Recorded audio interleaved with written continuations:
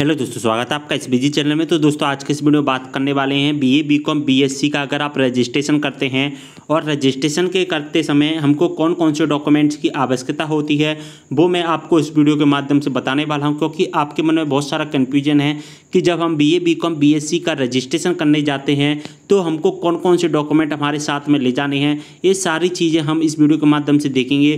तो जो भी चैनल पहले आप विजिट कर रहे हैं, रिक्वेस्ट करूँगा चैनल को ज़्यादा से ज़्यादा सब्सक्राइब कर लेना है। अगर आपको कोई भी प्रॉब्लम आती है तो आप मुझे इंस्टाग्राम पर फॉलो कर लेना है। जो भी आपके डाउट होते हैं आप मुझे इंस्टाग्राम पर मैसेज के द्वारा मुझसे पूछ सकते हैं। तो ज़्यादा से ज़्यादा इंस्टाग्राम पर फॉलो करके आप अपने डाउट को जल्दी से जो कि सॉल्व कर लीजिए। तो चलिए दोस्तों वीडियो कर लेते हैं शुरू।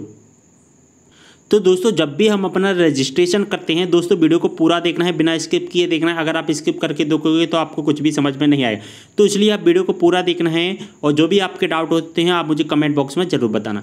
तो जब भी हम रजिस्ट्रेशन करने जाते हैं दोस्तों, जब भी हम रजिस्ट्रेशन करने जाते हैं और या चॉइस फिलिंग करने जाते हैं बीए, बीकॉम, बीएससी की या एमए, एमकॉम, एमएससी की, तो हमको क्या ज़रूरत पड़ती है। सबसे पहले हमको 10th क्लास के रोल नंबर की आवश्यकता होती है। 10th क्लास के रोल नंबर की आवश्यकता होती है और नंबर 2 पर होती है हमको 12th क्लास के रोल नंबर की आवश्यकता। दोस्तों अभी ओनली हमको 10th क्लास का रोल नंबर की आवश्यकता ही है, यानी कि हमारे पास ओनली रोल नंबर ही चाहिए। आपके पास मार्कशीट नहीं है तो आप रोल नंबर से काम चला सकते हैं, लेकिन आपको रोल नंबर की आवश्यकता 100% पड़ेगी।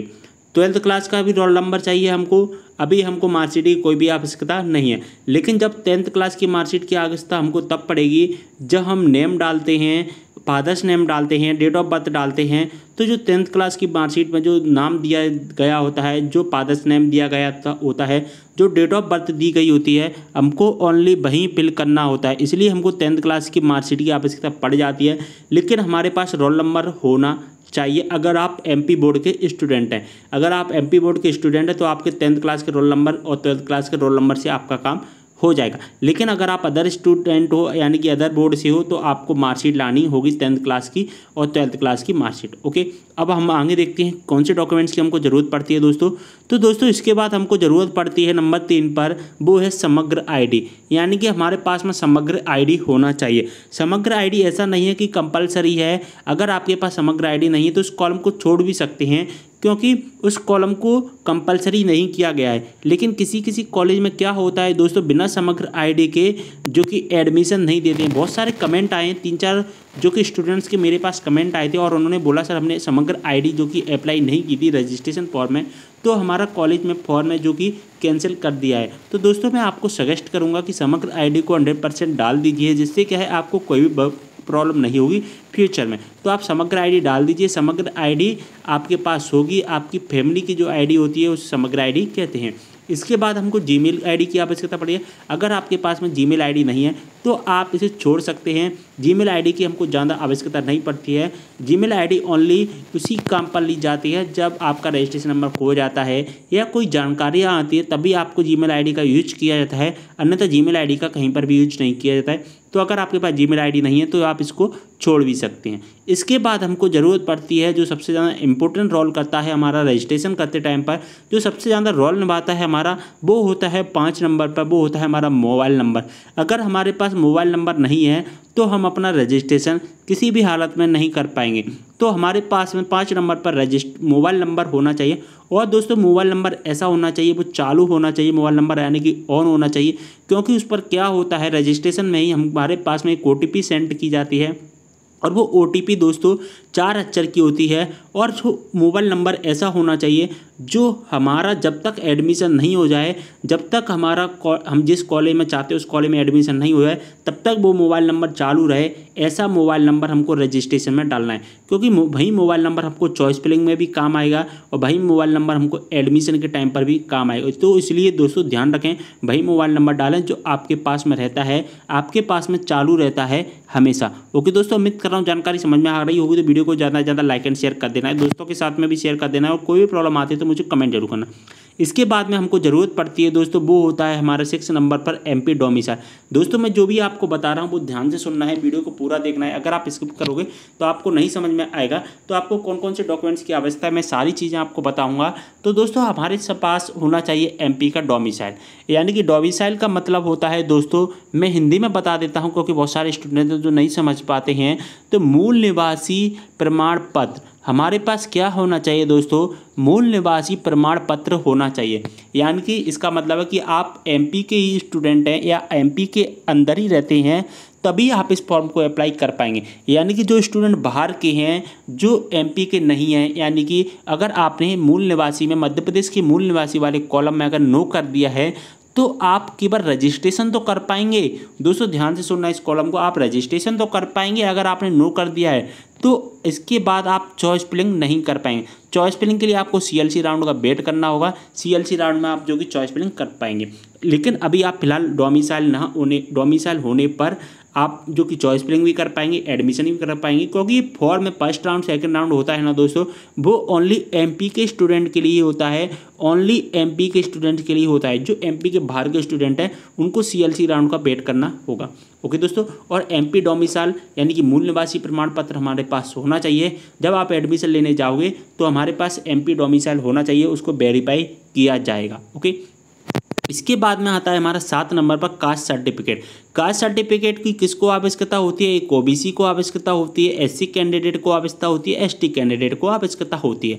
कास्ट सर्टिफिकेट का जो नंबर होता है, कास्ट सर्टिफिकेट का नंबर जो होता है वो ऑनलाइन होता है। अगर आपके पास ऑनलाइन कास्ट सर्टिफिकेट है, वहीं ऑनलाइन कास्ट सर्टिफिकेट है, तो आपको अपना जो कास्ट सर्टिफिकेट का नंबर है उसको रजिस्ट्रेशन फॉर्म में आपको अप्लाई करना होगा। अगर आपके पास ऑनलाइन कास्ट सर्टिफिकेट नहीं है तो आप रजिस्ट्रेशन फॉर्म में जो कास्ट सर्टिफिकेट का नंबर होता है उस नंबर को नहीं अप्लाई कर सकेंगे, तो भी आपको कोई भी प्रॉब्लम नहीं है। यानी कि कास्ट सर्टिफिकेट का जो नंबर होता है उसको कंपलसरी नहीं किया गया है। लेकिन दोस्तों अगर आप जिस कॉलेज में एडमिशन लेने जाएंगे और वेरीफाई करने के लिए जाएंगे तो आपका कास्ट सर्टिफिकेट चेक किया जाएगा, तो आपको कास्ट सर्टिफिकेट कंपलसरी माना जाएगा। लेकिन रजिस्ट्रेशन करते टाइम पर कंपलसरी नहीं माना है।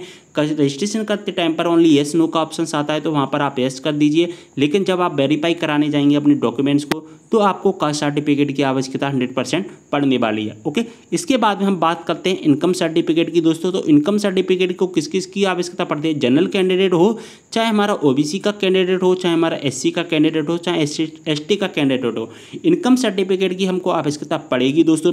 इनकम सर्टिफिकेट की हमको रजिस्ट्रेशन में आवश्यकता नहीं पड़ेगी। जब आप रजिस्ट्रेशन करोगे उस टाइम पर रजिस्ट्रेशन करते टाइम आवश्यकता नहीं पड़ेगी। उस टाइम पर ओनली आपकी सैलरी देखी जाएगी, यानी कि आपके फादर्स की जो सैलरी होती है, वार्षिक आय होती है, एनुअल इनकम होती है, वही आपको डाली जाएगी। 1,50,000, 60,000 जो भी आपकी एनुअल इनकम है वो आपकी डाल दी जाएगी इनकम सर्टिफिकेट वाले टैब में। अभी आपको रजिस्ट्रेशन करते टाइम इनकम सर्टिफिकेट की आवश्यकता नहीं पड़ेगी। अब बात करते हैं दोस्तों इनकम सर्टिफिकेट की आवश्यकता कब पड़ेगी। दोस्तों जब आप वेरीफाई करने के लिए जाएंगे, आपके डॉक्यूमेंट्स को वेरीफाई किया जाएगा, तब आपकी इनकम सर्टिफिकेट की आवश्यकता पड़ेगी। लेकिन दोस्तों एक बात और मैं आपको बता दूं कि सभी कॉलेज में इनकम सर्टिफिकेट की आवश्यकता नहीं पड़ रही है। बहुत सारी कॉलेज ऐसे हैं जहां पर इनकम सर्टिफिकेट को नहीं चेक किया जा रहा है, और बहुत सारे कॉलेज ऐसे हैं जहां पर इनकम सर्टिफिकेट को चेक किया जा रहा है। बहुत सारे कॉलेज ऐसे हैं जहां पर इनकम सर्टिफिकेट ना होने, आपने रजिस्ट्रेशन में तो आपने अपनी जो इनकम है वो डाल दी है, लेकिन आप कॉलेज में वेरीफाई के टाइम पर इनकम सर्टिफिकेट शो नहीं कर पा रहे हैं, तो आपका फॉर्म है जो कि कैंसिल किया जा रहा है। बहुत सारे कमेंट्स आ रहे हैं मेरे पास, तो इसलिए मैंने सोचा आपको बता दूँ। तो अगर आपके पास इनकम सर्टिफिकेट नहीं है तो दोस्तों आप इनकम सर्टिफिकेट जरूर बनवा लें। इनकम सर्टिफिकेट में लगभग 2 से 3 दिन लगते हैं। 2 से 3 दिन के अंदर हमारा इनकम सर्टिफिकेट आ जाता है। ओके दोस्तों, यहाँ तक हमारी सारी बातें समझ में आ रही होंगी आपको, तो दोस्तों वीडियो को ज़्यादा से ज़्यादा लाइक एंड शेयर कर देना है। इसके बाद हमको जो ज़रूरत पड़ती है वो पड़ती है 12th की मार्कशीट की। जैसा कि मैंने आपको थोड़ी देर पहले बताया था, स्टार्टिंग में हमको रोल नंबर की आवश्यकता पड़ती है, लेकिन अब दोस्तों 9 नंबर पर जब हम अपनी एजुकेशन क्वालिफिकेशंस को अप्लाई करते हैं, एजुकेशन क्वालिफिकेशन वाले टैब में हमको 12th की मार्कशीट की आवश्यकता पड़ती है, क्योंकि 12th का हमको रोल नंबर डालना होता है। 12th के हमको जो मार्क होते हैं, हमारे जो मार्क्स होते हैं वो भी डालने होते हैं। साथ ही हमको 12th क्लास की जो परसेंटेज भी वो शो करनी होती है, ओनली शो करनी होती है। यानी कि आपके नंबर होते हैं वो ओनली अप्लाई किए जाते हैं, उसकी जो फोटोकॉपी होती है वो नहीं की जाती। लेकिन आप जब अप्लाई करने जाओगे, यानी जब आप अपने वेरीफाई करने जाएंगे, अपने डॉक्यूमेंट्स को वेरीफाई करने के लिए आप कॉलेज में जाएंगे, गवर्नमेंट कॉलेज में आप जब अपने जो आपके डॉक्यूमेंट्स होते हैं उनको वेरीफाई करने के लिए जाएंगे, तब आपकी 12th की मार्कशीट को चेक किया जाएगा। ओके, इसके बाद में हमको जो आवश्यकता पड़ती है वो है हमारा फ़ोटो, यानी कि 10 नंबर पर फ़ोटो, और इसके बाद होता है सिग्नेचर। तो दोस्तों हमको फोटो और सिग्नेचर की आवश्यकता पड़ती है और इसके बाद हमको किसी भी डॉक्यूमेंट्स की आवश्यकता नहीं पड़ती है। फोटो और सिग्नेचर हमारा लास्ट ऑप्शन होता है, इसके बाद हमारा रजिस्ट्रेशन सक्सेसफुली हो जाता है। ओके दोस्तों, फोटो एंड सिग्नेचर को कैसे अपलोड किया जाता है, इससे बहुत सारे डॉक्यूमेंट बहुत सारे स्टूडेंट्स को करना नहीं आता है, तो मैंने कंप्लीट वीडियो बना दिया है फोटो सिग्नेचर को अपलोड करने का कैसे किया जाता है, उस वीडियो को जरूर देखें। तो दोस्तों हमारे पास ये 11 जो डॉक्यूमेंट्स हैं वो होने चाहिए। इन 11 चीज़ों के अलावा हमें किसी भी 12वीं चीज़ की ज़रूरत नहीं पड़ती है, हम आसानी से रजिस्ट्रेशन करा सकते हैं। इसके बाद चॉइस फिलिंग कराना होता है, चॉइस फिलिंग का भी मैं वीडियो बना चुका हूँ। उम्मीद कर रहा हूँ जानकारी समझ में आ गई होगी कौन कौन से डॉक्यूमेंट की ज़रूरत पड़ती है। तो आप जब रजिस्ट्रेशन कराने जाएँ तो केवल इन्हीं चीज़ों को अपने साथ में ले जाएँ और किसी भी चीज़ को अपने साथ ना ले जाएँ। आपका डॉक्यूमेंट जो आपका जो रजिस्ट्रेशन है वो सक्सेसफुली हो जाएगा। तो उम्मीद कर रहा हूँ जानकारी समझ में आ गई होगी यार। दोस्तों अगर आपको अब भी कोई प्रॉब्लम होती है तो इंस्टाग्राम पर जरूर फॉलो कर लेना है। इंस्टाग्राम का लिंक आपको डिस्क्रिप्शन में मिल जाएगा। जो भी आपके डाउट होते हैं आप मुझे इंस्टाग्राम पर मैसेज के द्वारा मुझसे पूछ सकते हैं। दोस्तों अगर आपने वीडियो को लाइक नहीं किया तो ज़्यादा से ज़्यादा लाइक कर देना और दोस्तों के साथ में शेयर कर देना है, अपने सभी व्हाट्सएप ग्रुप में शेयर कर देना है। ओके दोस्तों, और चैनल को ज़्यादा से ज़्यादा सब्सक्राइब भी कर लेना है। तो दोस्तों वीडियो को यहीं पर करते समाप्त, तो मिलते हैं नेक्स्ट वीडियो के साथ, तब तक के लिए बाय।